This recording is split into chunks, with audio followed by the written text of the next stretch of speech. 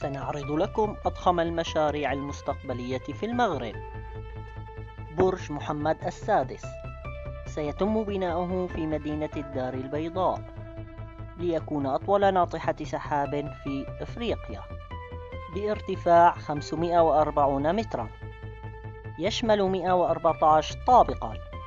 مارينا الدار البيضاء هو مشروع سياحي عقاري ويتم إنشاؤه في مدينة الدار البيضاء، ويضم ميناء ترفيهيا وفنادق ضخمة وقصرا للمؤتمرات، وتبلغ تكلفة المشروع 500 مليون دولار. مشروع نور ورزازات يتكون من 4 محطات كبيرة.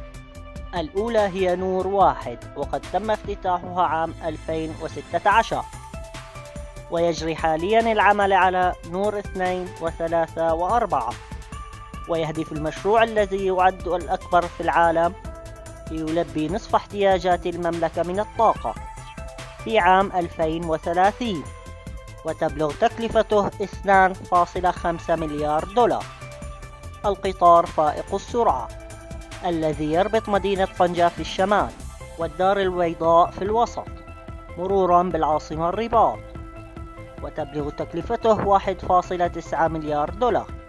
ويشمل هذا المشروع إنشاء خطين آخرين للوصول إلى مدينة أكادير في الجنوب ومدينة وجدة حتى عام 2035.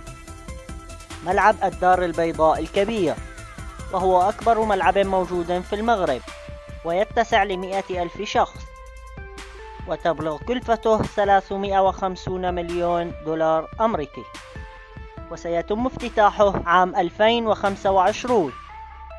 المسرح الكبير فهو يهدف إلى جعل مدينة الرباط واحدة من أكبر مراكز الثقافة العالمية، ويضم قاعة كبيرة كبرى ومسرحا صغير ومساحات خضراء، وقد تم تسليمه عام 2019.